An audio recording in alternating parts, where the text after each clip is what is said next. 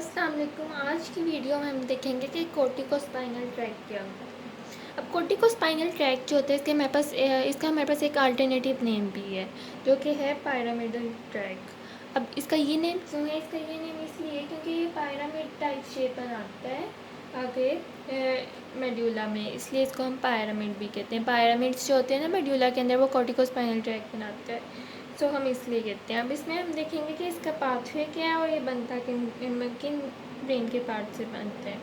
अब सबसे पहले हम देखेंगे कि ये कितना परसेंट किस एरिया ऑफ ब्रेन से आ रहा होता है, ओरिजिनेट किधर से कर रहा होता है। तो इसके हमारे पास 3 पार्ट्स हैं, 30%, 30% एंड 40%। अब ये किधर किधर से है? जो 30% फर्स्ट वाला है वो आता है from primary motor cortex, primary motor cortex. और जो उसके बाद हमारे पास 30% आता है, ये आता है from supplementary area and pre motor area, supplementary and pre motor. उसके बाद जो हमारे पास 40% लास्ट पे बचता है, ये आ जाता है हमारे पास सोमैटोसेंसरी एरिया से, सोमैटो सेंसरी एरिया। अब ये एरिया कहाँ होता है? ये होता है posterior to the central sulcus. जो हमारे पास प्राइमरी मोटर कॉर्टेक्स है, ये होते हैं anterior to the central sulcus, ये होते हैं posterior to the central circus.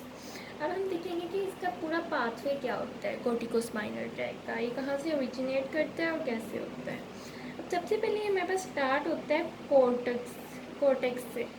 Cortex को लीव करके ये जाता है posterior limb of internal capsule के थ्रू। सबसे पहले ये आता है कॉर्टेक्स से, सेरेब्रल कॉर्टेक्स जो है हमारे पास, उधर से ये नीचे जाता है posterior limb of internal capsule. सबसे पहले तो आपने याद करना है कि इंटरनल कैप्सूल, और फिर उसके बाद उसके इंटीरियर लिम्ब या पोस्टीरियर, तो हम कहेंगे कि पोस्टीरियर लिम्ब से जाता है। पोस्टीरियर लिम्ब से ऑफ इंटरनल कैप्सूल से होता हुआ ये जो posterior limb of internal capsule है, इंटरनल कैप्सूल, ये होता है between the caudate nucleus and the putamen. Caudate nucleus और पुटामन जो बेसल गैंग्लिया में थे, उन दोनों के दरमियान हमारे पास होता है इंटरनल कैप्सूल, दोनों को सेपरेट कर रहा होता है, पुटामन और कॉर्डेट न्यूक्लियस को। अब पुटामन क्या है? पुटामन है लेंटिफॉर्म न्यूक्लियस का एक पार्ट। अब लेंटिफॉर्म न्यूक्लियस और कॉर्डेट न्यूक्लियस के दरमियान में हमारे पास इंटरनल कैप्सूल होता है, तो ये वहाँ से आया। अब उसके बाद हमारे पास आगे होता है, आगे ये डाउनवर्ड जाता है towards the brain stem, brain stem. Brain stem से नीचे ये जाता है और ये बनाता है पायरामिड्स ऑफ द मेड्यूला। यहाँ पे ये पायरामिड्स बनाता है, जिसकी वजह से इसको हम कहते हैं pyramidal track along with the corticospinal tract. और ये मेड्यूला में पायरामिड्स बनाता है। उसके बाद हमने एक बात याद रखनी है कि lower part of the medulla में ये हमारे पास डीक्यूसेशन करता है। डीक्यूसेशन मतलब क्रॉसिंग आउट के, मतलब एक साइड के फाइबर्स जो हैं, एक साइड से जो फाइबर्स आ रहे हैं वो दूसरी साइड पे चले जाएंगे, और दूसरी साइड से जो फाइबर आ रहे हैं वो ऑपोजिट साइड पे चले जाएंगे। तो ये किधर करते हैं? Lower part of the medulla में। लोअर पार्ट ऑफ मेड्यूला में, लोअर मेड्यूला में ये कर लेगा हमारे पास क्रॉसिंग और या डीक्यूसेशन,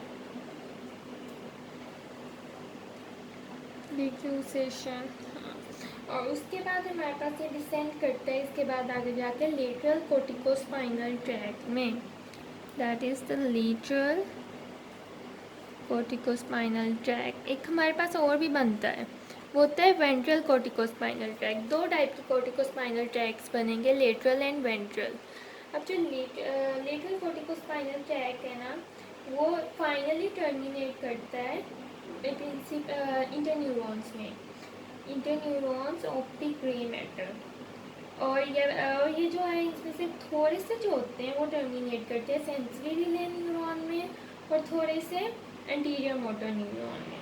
मतलब कैसे कि थोड़े से इसमें जाएंगे, अब फ्यू जो हैं वो सेंसरी रिले न्यूरॉन में, सेंसरी रिले न्यूरॉन में जाके टर्मिनेट करेंगे, और फ्यू जो हैं वो एंटीरियर मोटर न्यूरॉन में जाएंगे, और ये जो एंटीरियर मोटर न्यूरॉन में जाते हैं ना, ये जाके मसल्स की कॉन्ट्रैक्शन कराते हैं, मसल्स कॉन्ट्रैक्शन में ही टेक पार्ट करते हैं।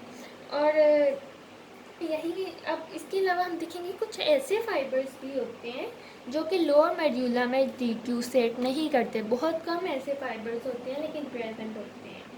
अब वो क्या कहते हैं, वो इप्सिलेटरली पास करते हैं डाउन दी कॉर्ड, और वो जो फाइबर्स होते हैं ना जो डिक्यूसेशन नहीं करते, उसको हम यहाँ से यहाँ पे ले जाते हैं, जो कि क्योंकि हमारे पास वो डिक्यूसेशन में पार्ट नहीं ले रहे, तो वो बनाते हैं ventral corticospinal track, ventral cortico spinal track.